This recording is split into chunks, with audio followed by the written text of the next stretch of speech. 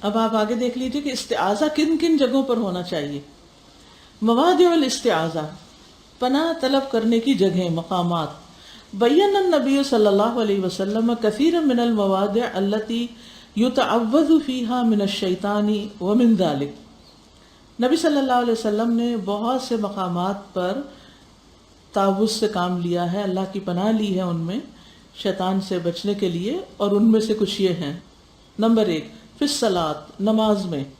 نماز تو اللہ کی عبادت ہے، ہاں اس موقع پہ بھی شیطان آ جاتا ہے. وقد مر قوله صلی اللہ علیہ وسلم لعثمان ابن ابی العاص ذاک شیطان یقال له خنزب فاذا احسسته فتعوذ باللہ منہ وادخل عن یسارک ثلاثا.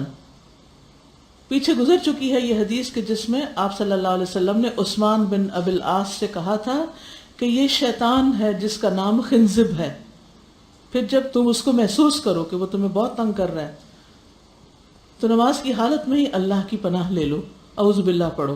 وَادْخُلْ عَنْ يَسَارِكَ ثَلَاثًا، اور 3 بار اپنے بائیں جانب تھتکار دو، یعنی نماز روک کے 3 بار اعوذ باللہ پڑھ کے بائیں طرف ایسے تھو تھو تھو کر دیا جائے. وعن جبیر بن مطعم رضی اللہ عنہ، جبیر بن مطعم رضی اللہ عنہ سے روایت ہے انہ رأى رسول اللہ صلی اللہ علیہ وسلم یصلی صلاۃ، انہوں نے دیکھا کہ رسول اللہ صلی اللہ علیہ وسلم نماز پڑھ رہے ہیں. فقال اللہ اکبر کبیرہ ثلاثا، تو آپ نے 3 بار کہا اللہ اکبر کبیرہ کہ اللہ سب سے بڑا ہے، بہت بڑا. والحمد للہ کثیرہ ثلاثا، اور 3 بار یہ کلمہ پڑھا الحمدللہ کثیرہ کہ اللہ ہی کی تعریف ہے بہت زیادہ. وسبحان اللہ بکرۃ واصیلا، اور اللہ ہی کی پاکی بیان کرتا ہوں صبح اور شام. 3 بار آپ نے یہ پڑھا. اعوذ باللہ من الشیطان من نفخہ ونفثہ وہمزہ، میں اللہ کی پناہ لیتا ہوں شیطان کی پھونک سے، اس کے تتکارنے سے، اور اس کی اکساہٹوں سے یا اس کے کچوکوں سے. تو اس سے آپ دیکھیں کہ نبی صلی اللہ علیہ وسلم نے نماز جب شروع کی تو ابتدا میں ہی یعنی اللہ اکبر کیا، اور ہم جیسے سبحانک اللہ پڑھتے ہیں نا جہاں، اس جگہ پر آپ نے یہ دعا پڑھی، یعنی گویا نماز باقی پڑھنے سے پہلے. پھر ہے عند قراءۃ القرآن، قرآن پڑھتے ہوئے، لقولہ تعالی فاذا قرأت القرآن فاستعذ باللہ من الشیطان الرجیم.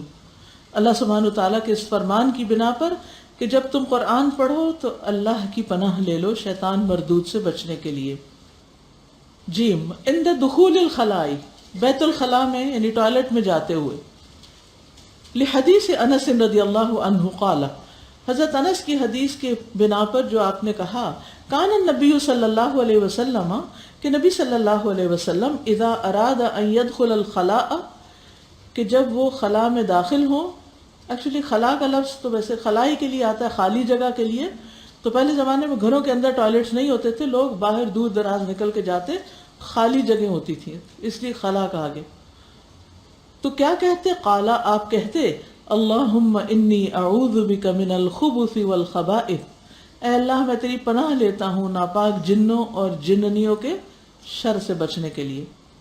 وقیل ان الخبث ذکران الشیاطین والخبائث اناثهم، اور کہا جاتا ہے کہ خبث سے مراد میل شیطان ہیں، والخبائث، اور خبائث جو ہیں وہ فیمیل شیاطین ہیں. دال عند الغضب، غصے کے وقت. لحدیث سلیمان بن سرد، سلیمان بن سرد کی حدیث کی وجہ سے. قالا، وہ کہتے ہیں استب رجلان عند النبی صلی اللہ علیہ وسلم، 2 لوگ نبی صلی اللہ علیہ وسلم کے پاس آپس میں گالی گلوچ کرنے لگے، لڑائی جھگڑا کرنے لگے. ونحن عنده جلوس، اور ہم بھی آپ کے پاس ہی بیٹھے ہوئے تھے. واحدهما يسب صاحبه مغضبا، ان میں سے ایک اپنے ساتھی کو گالی دے رہا تھا غضبناک ہو کر. قد احمر وجهه، اس کا چہرہ بھی سرخ ہو گیا تھا. فقال النبی صلی اللہ علیہ وسلم، تو نبی صلی اللہ علیہ وسلم نے اس سے فرمایا انی لأعلم کلمتا، بے شک میں ایک ایسا کلمہ جانتا ہوں، لو قالها، اگر اس کو یہ شخص بول دے، پڑھ دے، لذهب عنه ما يجد، تو چلا جائے گا جو بھی یہ محسوس کر رہا ہے، اس کا غصہ، غضب، یہ سب کچھ اس سے دور ہو جائے گا. اور وہ کلمہ ہے اعوذ باللہ من الشیطان الرجیم، کہ میں پناہ لیتا ہوں اللہ کی شیطان مردود سے. تو آپ نے غصہ دور کرنے کے لیے دعا سکھا دی یا اعوذ باللہ بتا دی.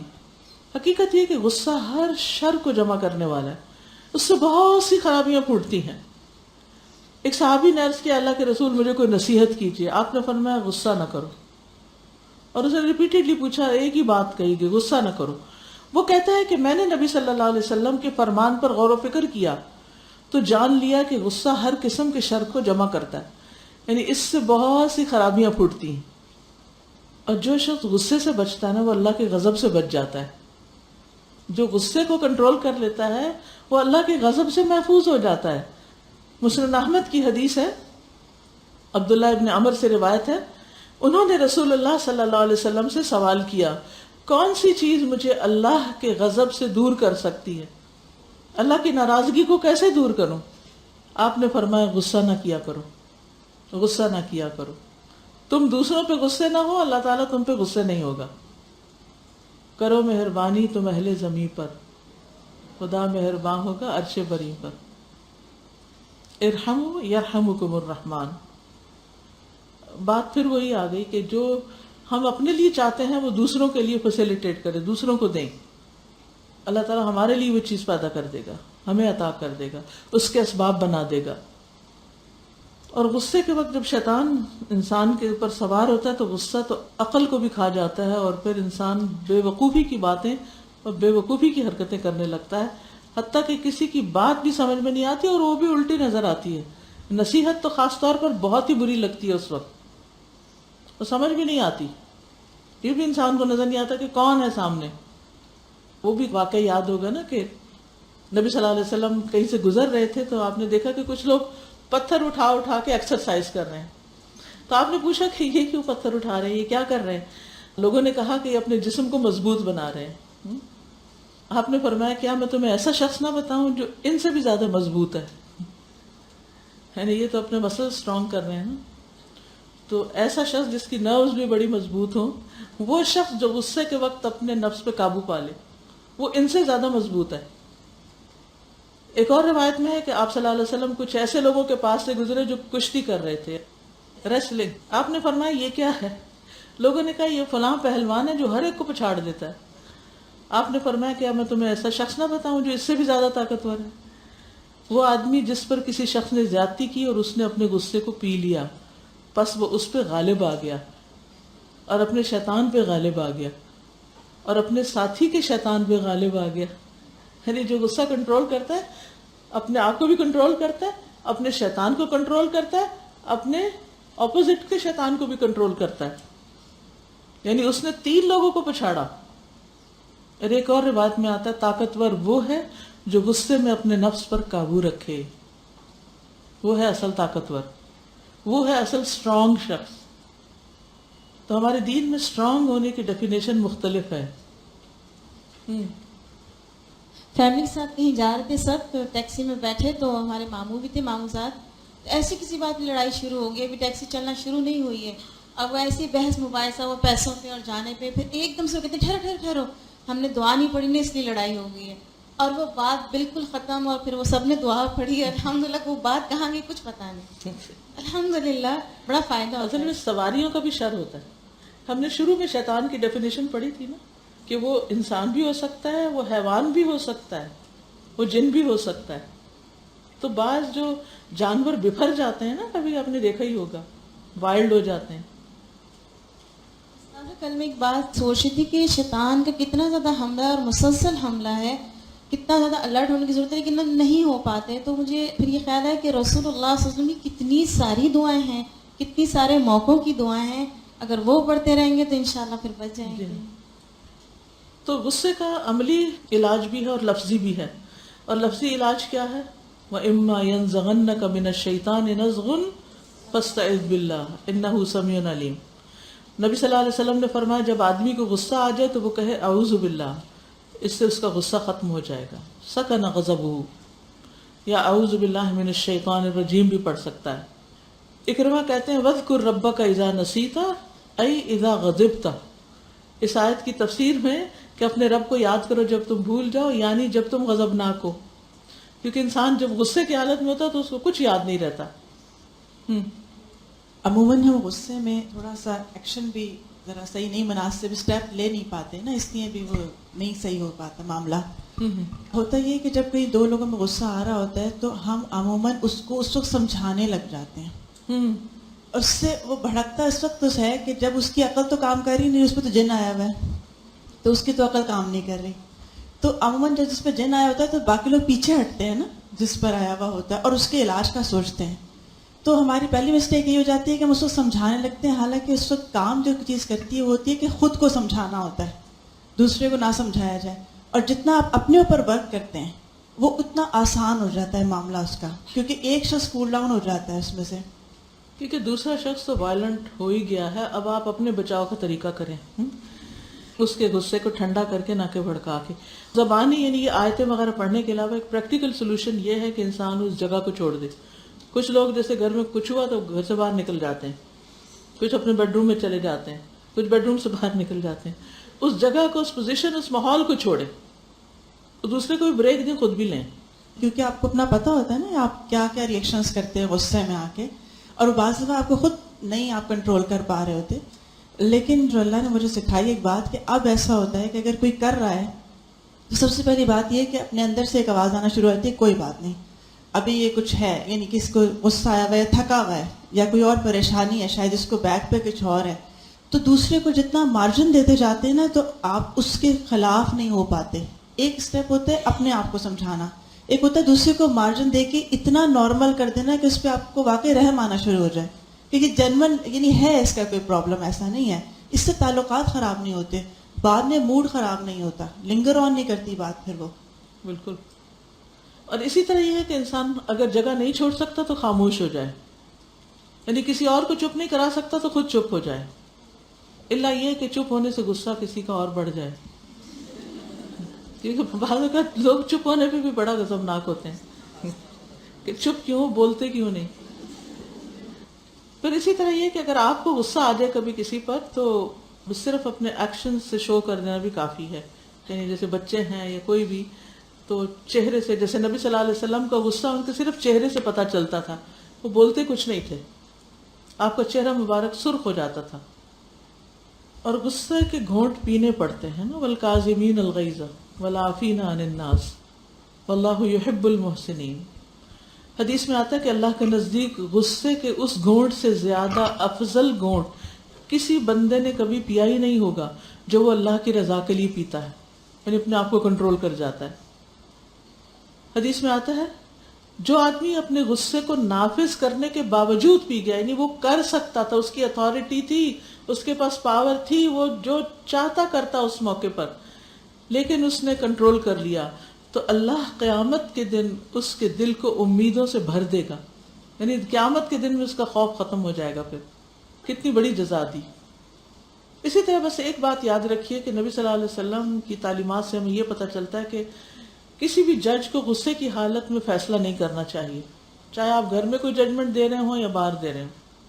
جب آپ غصے کی حالت میں ہوتے ہیں، بھوک کی حالت میں ہوتے ہیں، خود پریشان ہے کسی بات پر، تو آپ فیصلہ نہ کریں، مجلس تبدیل کر دیں، یعنی کہ پوسٹ پون کر دیں، اگلی تاریخ ڈال دیں. السلام علیکم. علیہ السلام. بہت دفعہ میں نے دیکھا کہ ہیومر بھی بہت کام کرتا ہے غصے کو کم کرنے کام میں. ڈاؤن کرنے کے تو میرے ہسبینڈ کو پتا ہے کہ اگر پوزیشن چینج کرنا چاہیے غصے کے ٹائم پہ، تو بہت دفعہ یہ ہوتا ہے کہ جب وہ غصہ ہوتے نا تو میں چل رہی ہوتی ہوں تو ان کی طرف دیکھتی ہوں اور پھر زمین پہ لیٹ جاتی ہوں، تو وہ اتنی ہنسی آ جاتی ہے، ان کو پتا ہے کہ اب یہ غصے کی حالت مجھے اب چینج کرنی ہوگی. یا تو پھر میں زور سے کہتے ہیں اعوذ باللہ من الشیطان الرجیم، تو وہ آگے سے کہتے ہیں بسم اللہ الرحمن الرحیم، اور پھر ہم دونوں ہنسنا شروع ہو جاتے ہیں، بات ختم ہو جاتی ہے. صحیح. ایک میں نے سینگ پڑھی تھی تو مجھے اچھی لگی تھی کہ غصہ کیا ہے؟ غصہ یہ ہے کہ دوسروں کی غلطی کی سزا خود کو دینا. صحیح. اور ایک میں یہ کام کرتی ہوں بچوں کے ساتھ کہ جب بچے لڑتے ہوئے آتے ہیں، سارے غصے میں ہی لڑتے ہوئے آتے ہیں، تو یہ ہے کہ وہ کہتے ہیں نہیں فیصلہ کریں فوراً، امی فیصلہ کریں کون غلط ہے کون صحیح ہے. تو میں اس وقت کہتی ہوں ابھی فیصلہ نہیں کروں گی، 10 منٹ کے بعد کروں گی، اب بیٹھ جاؤ، 10 منٹ کے بعد پھر فیصلہ ہوگا. تو وہ 10 منٹ تک ان کا پھر غصہ ٹھنڈا ہو چکا ہوتا ہے، پھر بات سننے کے قابل ہو جاتے ہیں بچے. کیونکہ پیچھے ہم نے پڑھا نا الغضب والعجلۃ، غصہ اور جلد بازی ساتھ ساتھ ہے، وہ ایک دوسرے کو اور زیادہ فلیئر اپ کرتے ہیں. دیکھیے غصے سے انسان کو ایک طاقت بھی ملتی ہے نا، تو بہت سے پینڈنگ کام جو ہے نا وہ بھی آپ نپٹا سکتے ہیں. جن میں آپ سست ہوئے ہوئے تھے نا تو وہ کرنا شروع کر دیں جب تک وہ کام ختم ہوگا تو. چلیے ہاں فی الصباح والمساء فقد علم النبی صلی اللہ علیہ وسلم ابا بکر ان یقول اذا اصبح و اذا امسى اللهم فاطر السماوات والارض عالم الغیب والشہادة لا الہ الا انت رب كل شيء ومليكه اعوذ بك من شر نفسي ومن شر الشيطان وشركه وان اقترف على نفسي سوءا او اجره الى مسلم. نبی صلی اللہ علیہ وسلم نے حضرت ابو بکر کو تعلیم دی، سکھایا کہ وہ کہا کریں جب صبح کریں اور جب شام کریں. کیا کہا کریں؟ اللہم اے اللہ فاطر السماوات والارض جو آسمانوں اور زمین کا پیدا کرنے والا ہے، عالم الغیب والشہادہ غیب اور حاضر کا جاننے والا ہے، لا الہ الا انت تیرے سوا کوئی الہ نہیں، رب کل شیء ہر چیز کا رب، ملیکہ اور اس کا بادشاہ، اعوذ بکا میں تیری پناہ لیتا ہوں، من شر نفسی اپنے نفس کے شر سے بچنے کے لیے، ومن شر الشیطان اور شیطان کے شر سے بچنے کے لیے، وہ شرکی ہی اور ایک اور روایت میں شرک ہی بھی آتا ہے جس کا معنی جال، اور شیطان کے جال سے بچنے کے لیے یا شیطان کے شرک سے. وَأَنْ أَقْتَرِفَ عَلَى نَفْسِي سُوءًا اور یہ کہ میں اپنے نفس کے خلاف کسی برائی کا ارتکاب کروں، او اجرہ الی مسلم یا اس برائی کو کسی اور مسلم کی طرف کھینچ لے جاؤں، یعنی خود پہ زیادتی کروں یا کسی اور پر زیادتی کر بیٹھوں. ہر روز صبح یہ دعا مانگے آپ تاکہ وہ دن آپ کا اچھا گزرے، شیطان کے شر سے بھی بچیں اور نہ اپنے ساتھ اور نہ کسی دوسرے کے ساتھ کوئی زیادتی کریں. وعن عبداللہ بن خبیب رضی اللہ عنہ قال عبداللہ بن خبیب رضی اللہ عنہ کہتے ہیں خرجنا فی لیلۃ مطیرۃ وظلمۃ شدیدۃ ایک بارش والی رات جس میں شدید اندھیرا تھا ہم نکلے، نطلب رسول اللہ صلی اللہ علیہ وسلم ہم رسول اللہ صلی اللہ علیہ وسلم کو تلاش کر رہے تھے، یصلی لنا کہ ہمیں نماز پڑھائیں، فادرکتہ تو میں نے آپ کو پا لیا، فقالا تو آپ نے فرمایا قل کہو، فلم اقل شیئا تو میں نے کچھ بھی نہیں کہا، ثم قال قل پھر آپ نے فرمایا کہو، فلم اقل شیئا تو میں نے کچھ نہیں کہا کیونکہ مجھے پتہ نہیں تھا کہ میں کہوں کیا. قال قل آپ نے فرمایا کہو، فقلت ما اقول تو میں نے کہا میں کیا کہوں. قال قل هو اللہ احد والمعوذتین حین تمسی وتصبح 3 مرات تکفیک من کل شیء.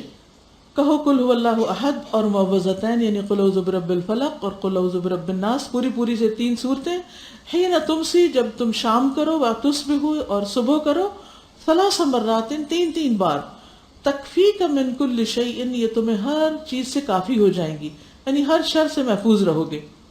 وقال صلی اللہ علیہ وسلم اور رسول اللہ صلی اللہ علیہ وسلم نے فرمایا من قال بسم اللہ الذی لا یضر مع اسمہ شیء فی الارض ولا فی السماء وهو السمیع العلیم کہ اللہ کے نام کے ساتھ نہیں تکلیف دے سکتی یا نقصان دے سکتی کوئی بھی چیز اس کے نام کے ساتھ زمین میں اور نہ آسمان میں، اور وہ سننے والا ہے جاننے والا ہے. 3 مرات 3 بار، لم تصبہ فجأۃ بلاء تو اسے اچانک کوئی مصیبت نہیں آئے گی، حتی یصبح حتیٰ کہ وہ صبح کرے. ومن قالها حین یصبح اور جو صبح کے وقت یہ کہے گا، لم تصبہ نہیں پہنچے گی اس کو، فجأۃ بلاء کوئی اچانک مصیبت، حتی یمسی یہاں تک کہ وہ شام کر لے.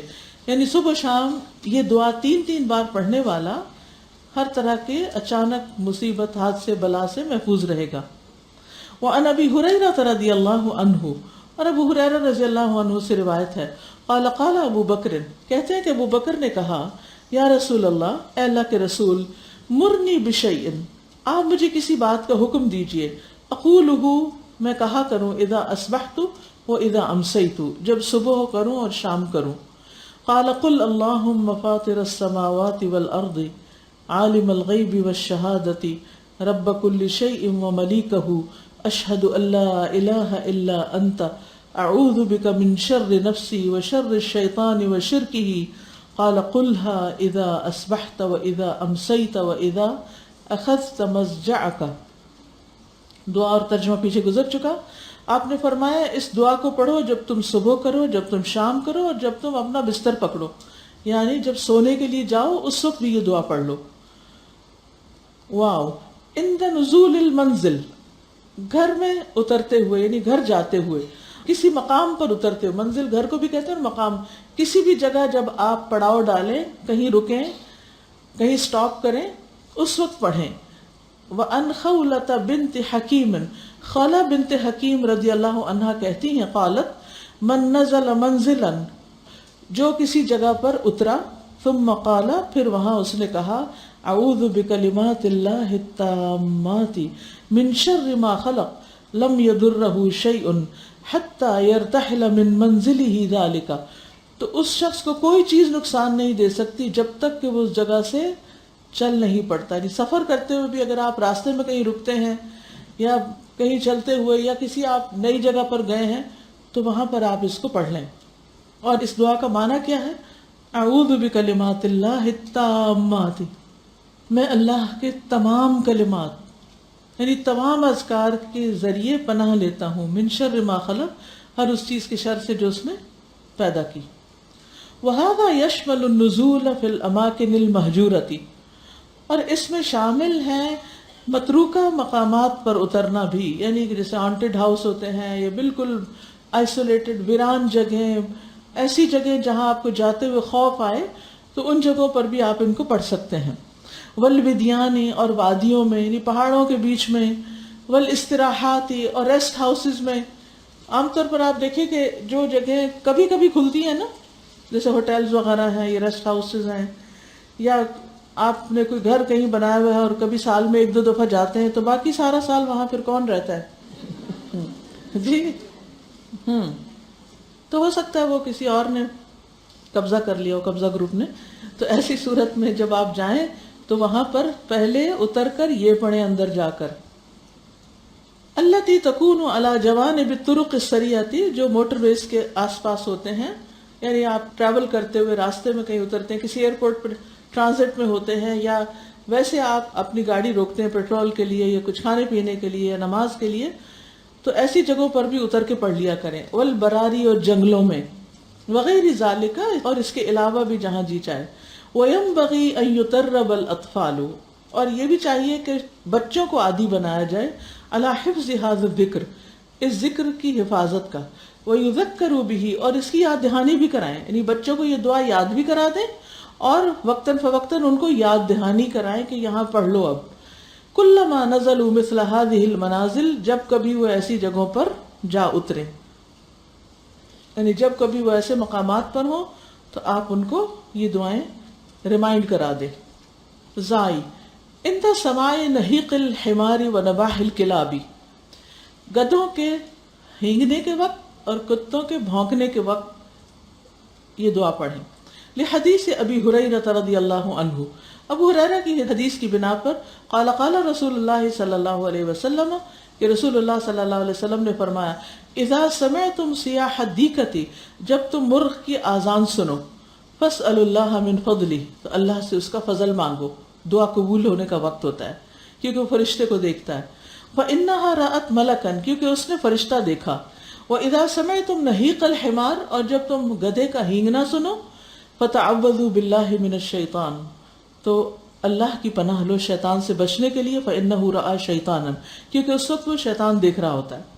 وعن جابر رضی اللہ عنہ قال، جابر رضی اللہ عنہ سے روایت ہے، قال رسول اللہ صلی اللہ علیہ وسلم، کہ رسول اللہ صلی اللہ علیہ وسلم نے فرمایا، اذا سمعتم نباح الکلاب، جب تم کتوں کے بھونکنے کی آواز سنو، ونحیق الحمیر، اور گدھے کے ہینگنے کی، من اللیل، رات کے وقت، فتعوذوا باللہ، تو اعوذ باللہ پڑھ لیا کرو، فإنها ترى ما لا ترون، کیونکہ وہ چیزیں دیکھتے ہیں جو تم نہیں دیکھتے، یعنی تمہیں وہ شیاطین وغیرہ نظر نہیں آتے لیکن ان کو جب نظر آتے ہیں تو وہ بولنا شروع کر دیتے ہیں۔ ہاں ان تشکیک فی العقیدۃ، عقیدے میں جب شک ہو، یعنی ایمان میں شک پڑنے لگے، لحدیث ابی ہریرہ رضی اللہ عنہ قال، جیسے ابو ہریرہ رضی اللہ عنہ کی حدیث ہے، قال رسول اللہ صلی اللہ علیہ وسلم، رسول اللہ صلی اللہ علیہ وسلم نے فرمایا، یأتی الشیطان احدکم، شیطان تم میں سے کسی کے پاس آتا ہے، فیقول، تو کہتا ہے، من خلق ھذا، یہ چیز کس نے بنائی، من خلق ھذا، اور اس کو کس نے بنایا، حتی یقول من خلق ربک، یہاں تک کہ وہ یہ خیال دل میں ڈالتا ہے کہ تمہارے رب کو کس نے بنایا تھا۔ فاذا بلغہ، پھر جب وہ اس بات تک پہنچے فَلْيَسْتَعِذْ بِاللَّهِ تو اسے چاہیے کہ اعوذ باللہ پڑھے، وَلْيَنْتَهِ اور چاہیے کہ اس بات کو سوچنا چھوڑ دے، رک جائے، کیونکہ اس کا کوئی اینڈ نہیں. مثلا اگر کوئی یہ کہے بھی کہ ہاں اللہ کو فلاں نے پیدا کیا مثلا، تو پھر کیا کہا جائے گا اس کے بعد؟ وہ اس فلاں کو کس نے پیدا کیا؟ پھر اگر بتا دیا جائے کہ فلاں نے، تو پھر اس کے بعد اگلا سوال کیا ہوگا؟ تو یہ اینڈ لیس کوشچن ہے. بس هو الاول والآخر والظاہر والباطن، وہی اول وہی آخر، اس سے نہ پہلے کوئی نہ بعد میں کوئی. یہ ہمارا عقیدہ ہے. تو اگر شیطان عقیدے میں شک ڈالنے لگے تو پھر ادھر رک جائیں. تو عند الجماع، جماع کے وقت، لحدیث ابن عباس رضی اللہ عنہما، اس سلسلے میں ابن عباس رضی اللہ عنہ کی حدیث ہے، قال قال رسول اللہ صلی اللہ علیہ وسلم، کہ رسول اللہ صلی اللہ علیہ وسلم نے فرمایا، لو ان احدکم اراد ان یأتی اہلہ، کہ تم میں سے جب کوئی ارادہ کرے اپنی بیوی کے پاس آنے کا، قال بسم اللہ، کہے بسم اللہ، اللہم جنبنا الشیطان، اے اللہ ہمیں شیطان سے بچانا، وجنب الشیطان ما رزقتنا، اور شیطان سے بچانا اس کو جو تو ہمیں عطا کرے، یعنی ہماری اولاد کو بھی. فإنه إن يقدر بينهما ولد، پھر اگر ان دونوں کے درمیان اس ملاقات کے بعد کوئی بچہ مقدر میں ہوا، فی ذالک، اس میں، لم یضرہ شیطان ابدا، تو شیطان اس کو کبھی بھی نقصان نہیں دے سکتا. یا عند النوم، نیند کے وقت، لحدیث عائشہ رضی اللہ عنہا، حضرت عائشہ کی حدیث ہے، کان رسول اللہ صلی اللہ علیہ وسلم، کہ رسول اللہ صلی اللہ علیہ وسلم اذا اخذ مضجعہ، جب اپنا بستر پکڑتے یعنی سونے کا ارادہ کرتے، نفث فی یدیہ، تو اپنے دونوں ہاتھوں پر پھونک مارتے، وقرأ بالمعوذات، اور قل هو اللہ احد اور قل اعوذ برب الفلق اور قل اعوذ برب الناس پڑھتے. معوذتین ہوتا ہے ناس فلق، لیکن معوذات میں قل هو اللہ بھی شامل ہوتی ہے. ومسح بہما جسدہ، اور اس سے اپنے پورے جسم پہ ہاتھ پھیرتے، یعنی ہتھیلیوں کو اکٹھا کر کے اور یہ صورتیں پڑھ کے پھونک مار کے، پھر سر سے شروع کر کے چہرہ، اگلا حصہ اور پچھلے حصے پہ جہاں جہاں تک ہاتھ جاتا، آپ اپنے آپ کو خود ہی دم کر لیتے ہر روز. یہ جو سونے کے وقت کی بات ہے نا، تو بعض لوگ نیند میں بھی ڈرتے ہیں، رائٹ. حضرت خالد بن ولید جو کتنے بہادر تھے، ان کو سیف اللہ کہا گیا، اللہ کی تلوار، لیکن ان کو بھی شیطان نے نہیں چھوڑا. حدیث میں آتا ہے، خالد بن ولید روایت کرتے ہیں کہ میں رات کو نیند میں گھبرایا کرتا تھا، پھر میں نبی صلی اللہ علیہ وسلم کے پاس حاضر ہوا تو میں نے عرض کیا، میں رات کو نیند میں ڈر جاتا ہوں تو میں اپنی تلوار اٹھا لیتا ہوں اور جو چیز سامنے آتی ہے میں اسے مار ڈالتا ہوں. تو آپ نے فرمایا، کیا میں تمہیں وہ کلمات نہ سکھاؤں جو مجھے روح الامین نے سکھائے؟ وہ کون ہے؟ جبریل علیہ السلام. کہو، اعوذ بکلمات اللہ التامات اللتی لا یجاوزہن بر ولا فاجر من شر ما ينزل من السماء وما يعرج فيها ومن شر فتن اللیل والنہار ومن کل طارق الا طارقا یترک بخیر یا رحمان. میں اللہ کے تمام کلمات کے ذریعے پناہ مانگتا ہوں جن سے آگے نہ کوئی نیک اور نہ کوئی فاجر بڑھ سکتا ہے، یعنی اس سے آگے وہ جا ہی نہیں سکتا. ان تمام چیزوں کے شر سے جو آسمان سے اترتی ہیں یا جو آسمان میں چڑھتی ہیں، اور رات اور دن کے فتنوں کے شر سے، اور رات کو ہر آنے والے کے شر سے، سوائے اس کے جو خیر کے ساتھ آئے، اے نہایت رحم کرنے والے. تو نیند میں اگر کوئی ڈر جائے تو یہ دعا پڑھے. کاف عند الرؤیا السیئہ، برا خواب دیکھنے پر، لحدیث ابی قتادہ عن النبی صلی اللہ علیہ وسلم، ابو قتادہ کی حدیث ہے جو نبی صلی اللہ علیہ وسلم سے روایت ہوئی ہے. قال، آپ نے فرمایا، الرؤیا الصالحۃ من اللہ، اچھا خواب اللہ کی طرف سے ہوتا ہے، والرؤیا السوء من الشیطان، اور برا خواب شیطان کی وجہ سے ہوتا ہے. فمن رأى رؤیا، تو جو کوئی خواب دیکھے، فکرہ منہا شیئا، اور اس میں اس کو کوئی چیز ناپسند ہو، یعنی وہ خواب اس کو تکلیف دے، پسند نہ آئے، فلینفث عن یسارہ، تو اسی وقت رات کو جو ہی خواب سے، کیونکہ ڈراؤنے خوابوں کے بعد آنکھ کھل جاتی، تو انسان کیا کرے، اپنی بائیں طرف 3 دفعہ تھتکارے، ولیتعوذ باللہ من الشیطان، اور اللہ کی پناہ لے شیطان کے شر سے بچنے کے لیے. لا تضرہ، وہ خواب اس کو قطعاً نقصان نہیں دے گا. ولا یخبر بها احدا، اور اس خواب کے بارے میں کسی کو کچھ بھی نہ خبر دے، کچھ بھی نہ بتائے.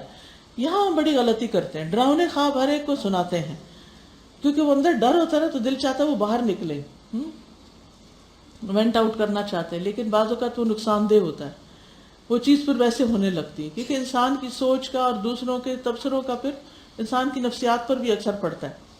تو آپ نے اس سے منع کیا، کسی کو نہ بتائے۔ فَإِن رَأَىٰ رُؤْيَا حَسَنَةً، پھر اگر اچھا خواب دیکھے، فَلْيُبْشِرْ، تو چاہیے کہ خوش ہو جائے، وَلَا يُخْبِرِ اللَّهَ مَن يُحِبُّ، اور اپنے پیارے کے سوا کسی کو نہ بتائے، ہر ایک کو نہ بتائے، صرف اپنے بہت پیارے کو بتائے۔ جیسے یوسف علیہ السلام نے کس کو خواب سنایا؟ اپنے والد کو۔ وفی لفظ، اور ایک اور روایت میں ہے، وَإِن رَأَىٰ مَا يَكْرَهُ، اور اگر وہ دیکھے جو اس کو ناپسند آئے، یعنی خواب اچھا نہیں لگا، فَلْيَتْفُلْ عَنْ يَسَارِهِ ثَلَاثًا، تو چاہیے کہ اپنے بائیں جانب 3 دفعہ تھتکارے، وَلْيَتَعَوَّذْ بِاللَّهِ مِنْ شَرِّ الشَّيْطَانِ وَشَرِّهَا، اور چاہیے کہ اللہ کی پناہ لے شیطان کے شر سے اور اس خواب کے شر سے، وَلَا يُحَدِّثُ بِهَا أَحَدًا، اور کسی کو بھی بیان نہ کرے، فَإِنَّهَا لَا تَضُرُّهُ، تو یہ برا خواب اس کو کچھ بھی نقصان نہیں دے گا۔ سبحان اللہ، یعنی انسان جب برا خواب دیکھ لیتا ہے تو پھر وہ انتظار میں بیٹھ جاتا ہے کہ اب یہ کب ہوئے گا میرے ساتھ۔ تو ڈرنے کی ضرورت نہیں ہے، بس یہ عمل کر لیں، بائیں طرف تھتکار کے اعوذ باللہ پڑھ کے دوبارہ سو جائیں، سائڈ بدل لیں اور کسی کو ذکر نہیں کرے۔ اسی طرح ہر اچھا خواب بھی سب کو نہیں بتانا چاہیے، کیونکہ اس کا نقصان یہ ہوتا ہے کہ کچھ لوگ جالس ہوتے ہیں۔ فَيَكِيدُ لَكَ كَيْدًا إِنَّ الشَّيْطَانَ لِلْإِنسَانِ عَدُوٌّ مُّبِينٌ۔ محمد بن منکدر کہتے ہیں کہ ایک آدمی نبی صلی اللہ علیہ وسلم کے پاس آیا اور ان ہولناکیوں کا شکوہ کیا جو وہ خواب میں دیکھتا تھا، یعنی وہ سب کچھ جو دیکھتا تھا وہ اس کا ذکر کر دیا۔ آپ نے فرمایا جب تم اپنے بستر پر آؤ تو یہ کہا کرو، یعنی اگر برے خوابوں سے بچنا چاہتے ہو تو یہ دعا پڑھو، اعوذ بکلمات اللہ التامۃ من غضبہ وعقابہ ومن شر عبادہ ومن ہمزات الشیاطین وان یحضرون۔ ٹھیک ہے، تو اس سے بھی کیا ہوگا؟ انسان کو برے خواب آنا بند ہو جائیں گے۔ پھر اسی طرح کچھ اور جگہوں پر بھی انسان استعاذہ یعنی اللہ کی پناہ لیتا ہے، استعاذہ پڑھتا ہے کسی بھی ڈر اور گھبراہٹ کے وقت۔ مثلا آپ امیگریشن پہ ہوں یا کوئی اور آپ کی انویسٹیگیشن شروع کر دے یا کوئی پیچھے لگ جائے آپ کے، یا کبھی بھی آپ گھبراہٹ میں ہوں، تو ایسے مواقع پر انسان کیا پڑھے؟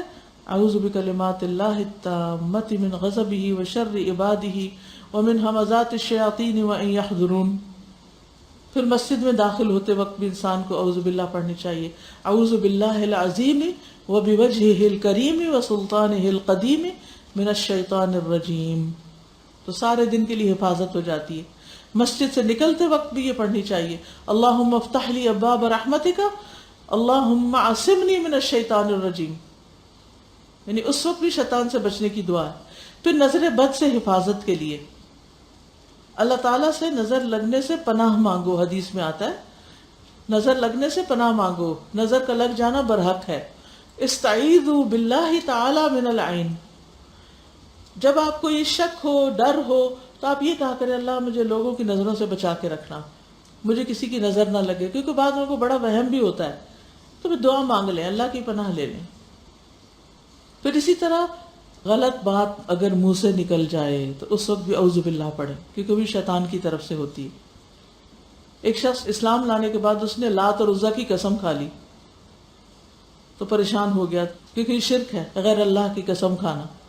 تو وہ آپ کی خدمت میں حاضر ہوا، اس نے حل پوچھا تو آپ نے فرمایا 3 بار یہ کہو لا الہ الا اللہ وحدہ لا الہ الا اللہ وحدہ، یعنی اپنے ایمان کی تجدید کر لو، اور بائیں جانب 3 مرتبہ تھتکارو اور شیطان سے اللہ کی پناہ مانگو، اور آئندہ ایسا مت کہنا۔ یعنی شیطان کیا چاہتا ہے کہ ہم کیا کریں؟ اپنی زبان کا غلط استعمال کریں، تو انسان ہے نا ٹنگ سلپس ہو ہی جاتی ہیں، تو ایسے میں انسان اعوذ باللہ پڑھ لے۔ ٹھیک ہے، تو آج کے لیے اتنا ہی کافی ہے۔